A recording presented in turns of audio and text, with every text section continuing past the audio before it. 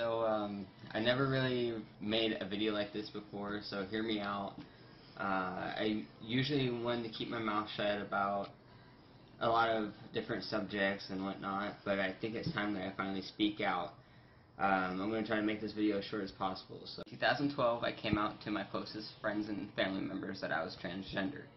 I lost a lot of friends and family, but I was able to push through it. In the U.S., 41% of trans youth commit suicide, and in 2013, I almost became one of those statistics. Love and support of my family, I was able to overcome the constant struggles of being bullied and had the weight put on my shoulders left by a family that had disowned me finally lifted. In 2014, I legally changed my name to Devin and started hormone replacement therapy. I was finally feeling happy and that I could finally be myself. And I've helped I don't know how many trans youth and their parents, and I will continue to do so.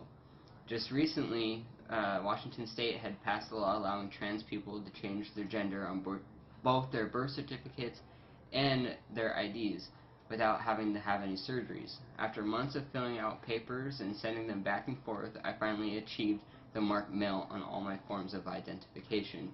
I was so excited and then thought it out to be a huge accomplishment until I finally heard what Trump was trying to pull. Now, I crawled out of the shadows from hiding my transition before in 2014 when I was fighting for trans rights at our local schools. I went on the local news for it, and a year or two later, all the schools had put in an effort to assist all trans youth.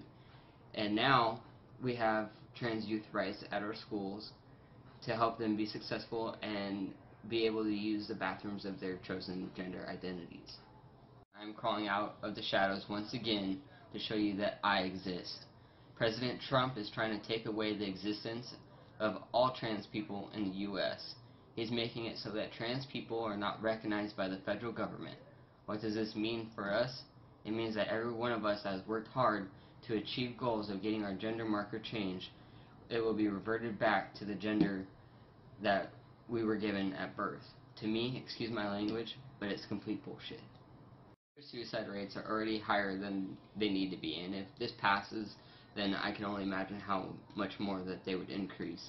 I know I'll probably lose more people for posting this, but in all reality, I just really don't care anymore. I will no longer sit in silence when my fellow trans people are scared, and I will speak up for all those who have yet to find their own voice.